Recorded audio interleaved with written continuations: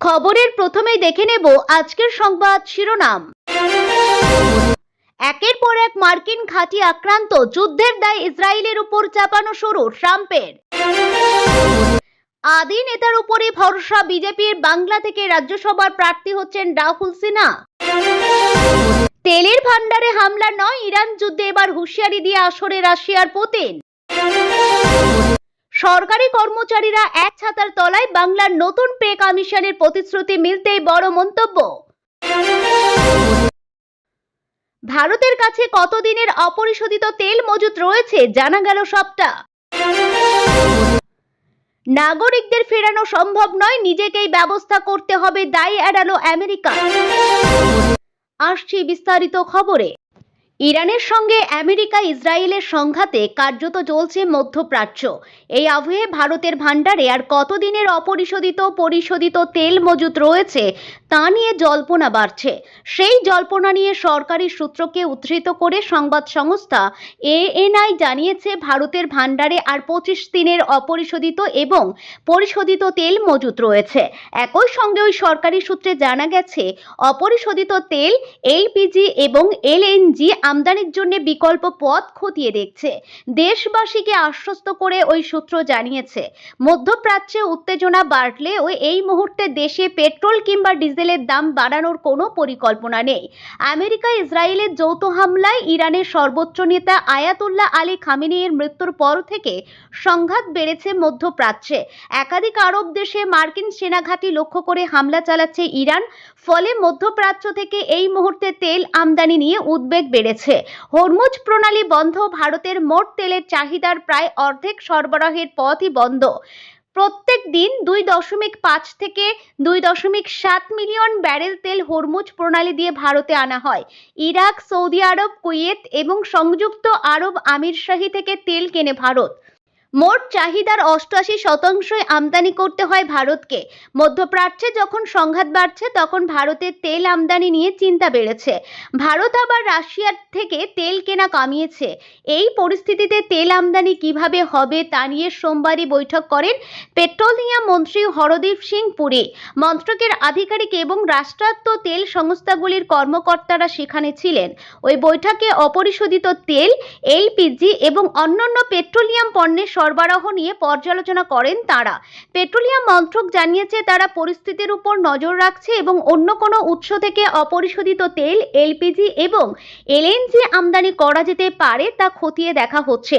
কিন্তু প্রশ্ন উঠছে, মধ্যপ্রাচ্যে সংঘাত অব্যাহত থাকলে 25 দিনের পরিশোধিত তেলের ভান্ডার শেষ হয়ে গেল কি করে? রাজ্যসভার প্রার্থী তালিকা ঘোষণা করল বিজেপি। বাংলা থেকে বিজেপি প্রার্থী হচ্ছেন রাহুল সিনহা। পশ্চিমবঙ্গ থেকে রাজ্যসভায় মোট 5টি আসন ফাঁকা রয়েছে। তার মধ্যে 4টি আসনে ইতিমধ্যেই প্রার্থী ঘোষণা করে চমকে দিয়েছে তৃণমূল। বাকি একটি আসনে বিজেপি কাকে প্রার্থী করবে সেই নিয়ে জল্পনা চলছিল। একাধিক নাম উঠে আসছিল, শেষ পর্যন্ত রাহুল সিনহার নামই চূড়ান্ত করেছে বিজেপির কেন্দ্রীয় নেতৃত্ব। বাংলা থেকে 5ম আসনে রয়েছেন তিনি। এদিকে সংসদের উচ্চকক্ষে যাচ্ছেন বিজেপির সর্বভারতীয় সভাপতি নীতিন নবীন। মঙ্গলবার পশ্চিমবঙ্গ সহ মোট 6টি রাজ্যের রাজ্যসভার প্রার্থীর নাম ঘোষণা করেছে বিজেপি। তার মধ্যে রয়েছে বিহার, আসাম, ছত্তিশগড়, হরিয়ানা, ওড়িশা ও বাংলা। বিহার থেকে বিজেপির রাজ্যসভার প্রার্থী হচ্ছেন বিজেপির সর্বভারতীয় সভাপতি নীতিন নবীন। এছাড়াও বিহার থেকে বিজেপি প্রার্থী হিসাবে শিবেশ কুমারের নামও ঘোষণা করা হয়েছে। অসম থেকে প্রার্থী হচ্ছেন টেরাস গোয়ালা ও যোগেন মোহন। ছত্তিশগড় থেকে প্রার্থী হচ্ছেন লক্ষ্মী বর্মা। হরিয়ানা থেকে প্রার্থী করা হচ্ছে সঞ্জয় ভাটিয়া। ওড়িশা থেকে 2 জন প্রার্থীর নাম ঘোষণা করা হয়েছে। মনমোহন, শ্যামল ও সুজিত কুমারকে প্রার্থী করা হয়েছে। পশ্চিমবঙ্গের পাশে জল করছে বিজেপির প্রাক্তন রাজ্য সভাপতি রাহুল সিনহার নাম। প্রথমবার 3 জন বিজেপি সাংসদ পেতে চলেছে বাংলা। অনন্ত মহারাজ, শ্রমিক ভট্টাচার্যের পর এবার রাজ্যসভায় যাচ্ছেন রাহুল সিনহা। বঙ্গ বিজেপির পুরনো মুখ তিনি। বঙ্গ বিজেপির সভাপতি ছিলেন, তবে কয়েক বছর ধরে তাকে সেভাবে সক্রিয় রাজনীতিতে দেখা যায়নি। বিজেপির বারবারন্ত হলেও তাকে কোণঠাসা করে রাখা হয়েছিল বলে দাবি করেন অনেকেই। শ্রমিক ভট্টাচার্য রাজ্য সভাপতি হওয়ার পর থেকেই রাহুল সিনহাকে ফের সক্রিয় রাজনীতিতে ফিরেছেন। মাঠে ময়দানে রাজনৈতিক সভায় দেখা গিয়েছে। বঙ্গ বিজেপির বিজেপির হাল ধরতেই পুরনো মুখগুলিকে ফিরিয়ে এনেছে। এখানে একটা নাম বিশেষ উল্লেখের, তিনি দিলীপ ঘোষ। দলে দিলীপ ঘোষের অবস্থান নিয়ে মাঝে বিতর্ক তৈরি হয়েছিল, তাকে কোণঠাসা করে রাখা হচ্ছে বলে এমনও শোনা গিয়েছে। তবে রাজ্য নির্বাচনের আগে গুরুত্বপূর্ণ দায়িত্ব দেওয়া হয়েছে দিলীপকে। বিভিন্ন সভায় গিয়ে তীক্ষ্ণধার ভাষণের মধ্যে দিয়ে দলকে চাঙ্গা করেছেন। বঙ্গ বিজেপির পুরনো মুখগুলিকে ফিরিয়ে আনার নেপথ্যে শ্রমিক ভট্টাচার্য, এমনটাই মনে করছে রাজনৈতিক মহল। তবে আজ পর্যন্ত যতগুলি নির্বাচন লড়েছেন রাহুল সিনহা, প্রত্যেকটাতেই হেরেছেন। মোট 4 বার বিধানসভায় প্রার্থী হয়েছেন তিনি। লোকসভায় প্রার্থী হয়েছেন 5 বার। নির্বাচনী লড়াইয়ে 9 বারই হেরেছেন রাহুল সিনহা। তার আক্ষেপ, বিজেপির রাজ্য সভাপতি হলেও কখনো বিধায়ক বা সাংসদ হতে পারেননি। রাজ্যসভার প্রার্থী হিসেবে নাম ঘোষণা হতেই অবশেষে সেই আক্ষেপ মিটতে চলেছে বলা যেতে পারে। প্রসঙ্গত 16ই মার্চ রাজ্যসভায় বাংলার 5 আসনে নির্বাচন। 5টি আসনের মধ্যে 4টি আসনে প্রার্থীর নাম ঘোষণা করেছে তৃণমূল। শাসক দলের তরফে প্রার্থী করা হয়েছে কোয়েল মল্লিক, বাবুল সুপ্রিয়, মেনকা গুরুস্বামী ও রাজীব কুমারকে। ইতিমধ্যেই তৃণমূলের প্রার্থী তালিকা নিয়ে জোর চর্চা চলছে রাজনৈতিক মহলে। বিশেষ করে চর্চা চলছে দুটি নাম নিয়ে, মেনকা গুরুস্বামী ও রাজীব কুমার। এদিকে 5 আসনের মধ্যে একটি আসন বিজেপি ঝুলিতে যাবে তা নিশ্চিত। তবে এই আসন নিয়ে একাধিক নাম উঠে আসছিল। সেই তালিকায় রাহুল সিনহার পাশাপাশি মিঠুন চক্রবর্তী সহ এক পদ্মশ্রী প্রাপক সঙ্গীত শিল্পীর নামও উঠে আসছিল। শেষ পর্যন্ত রাহুল সিনহার নাম মনোনীত করল বিজেপি। আবুধাবি থেকে দুবাই একের পর এক মার্কিন সামরিক ঘাঁটির পাশাপাশি সাধারণ নাগরিকদের উপর হামলা চালাতে দ্বিধা করছে না ইরান। ইসরায়েল আমেরিকার রাতভর ইরানের উপর হামলা চালানোর জবাবে মঙ্গলবারও সকাল থেকে একাধিক দেশে ইরানি হামলা অব্যাহত। এই পরিস্থিতিতে যখন লম্বা সময় ধরে যুদ্ধ চলার ইঙ্গিত পাওয়া যাচ্ছে, তখন যুদ্ধের দায় ডোনাল্ড ট্রাম্প ইসরায়েলের ঘাড়েই চাপানোর কাজ শুরু করলো। হরমুজ প্রণালী দিয়ে পণ্যবাহী জাহাজ পরিবহন বন্ধ করার শুধুই হুঁশিয়ারি দেয়নি ইরান, তারা সেই কাজ করেও দেখিয়েছে, একের পর এক জাহাজে মিসাইল হামলা চালিয়ে।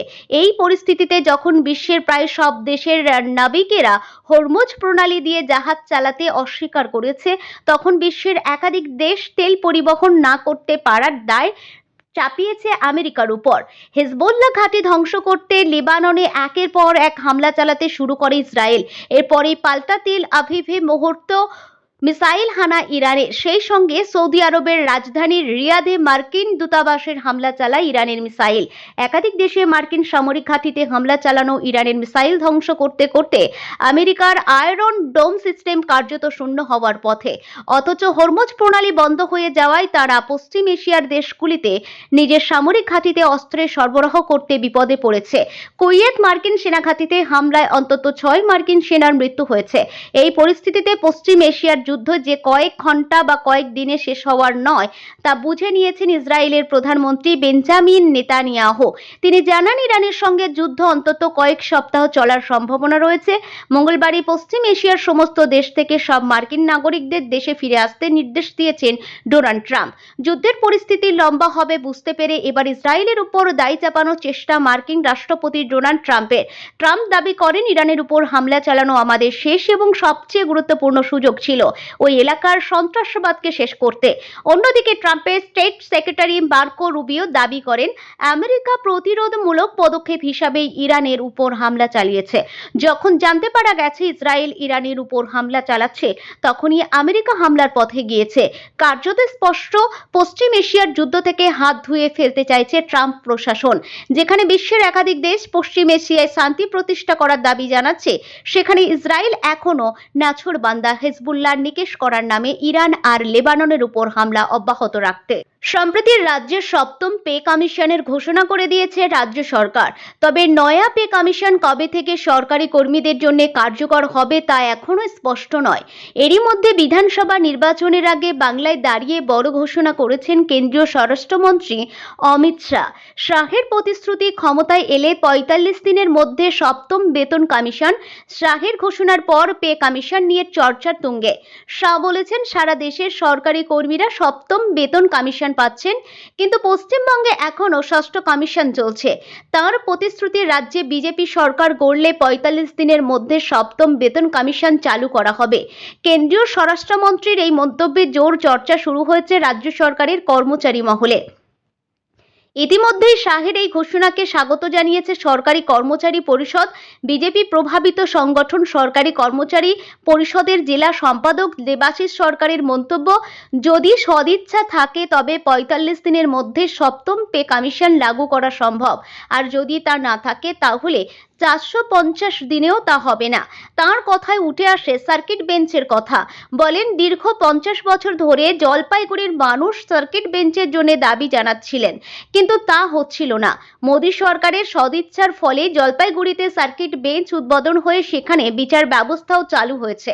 সরকারি কর্মীদের উদ্দেশ্যে দেবাশিস সরকারের আর্জি, আমরা আবেদন করছি সকল সরকারি কর্মচারীরা এক ছাতার তলায় আসুন, একসঙ্গে লড়াই করে রাজ্যে বিজেপি সরকার স্থাপন করে আমাদের দাবি দাওয়া পূরণ করার কথা বলেন তিনি।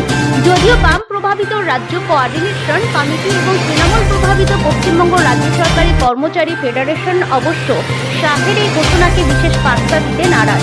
তাদের মতে ভোটের জন্যই এই পরিস্থিতি। ৪৫ দিনের নয় পে কমিশন গঠন আদৌ সম্ভব কিনা সেই প্রশ্ন তোলা হয়েছে তাদের পক্ষ থেকে।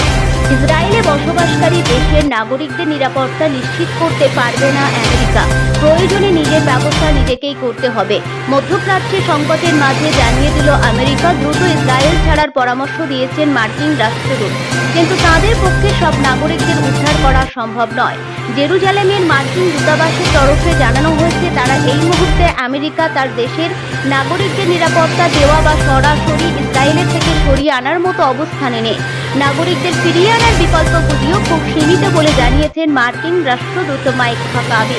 সেক্ষেত্রে আমেরিকার ফেরার বিষয়ে নিজেকেই উদ্যোগ নিতে হবে বলে জানিয়েছেন রাষ্ট্রদূত। কিন্তু কিভাবে আমেরিকায় ফিরবে নাগরিকরা, এ বিষয়ে এক্স হ্যান্ডেলে হাকুবি লেখেন, বর্তমানে সবচেয়ে কার্যকর রুট হল ইসরায়েলের পর্যটন মন্ত্রণালয়ের শাটল পরিষেবার মাধ্যমে মিশরের তাবাতে যাওয়া। তারপর তাবা থেকে ফ্লাইট নিতে পারেন আমেরিকা, কিংবা কায়রোতে যেতে পারেন, সেখান থেকেও আমেরিকায় ফিরে যাওয়ার ব্যবস্থা করা যায়। প্রসঙ্গত, দূতাবাস জানিয়েছে ইসরায়েলি পর্যটন মন্ত্রণালয় সোমবার থেকে তাবা সীমান্ত ক্রসিং এর শাটল পরিষেবা চালু করেছে।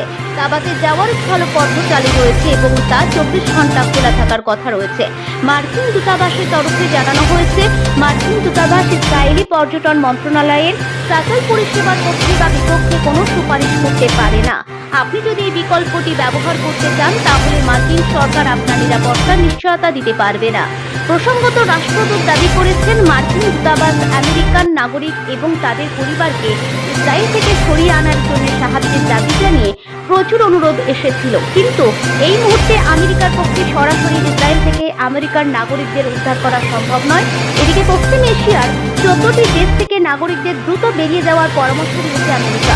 এই ১৪টি দেশের মধ্যে রয়েছে মিশর, Iran, Iraq, Israel, Bahrain, Saudi Arab, সংযুক্ত আরব আমিরশাহি ইত্যাদি।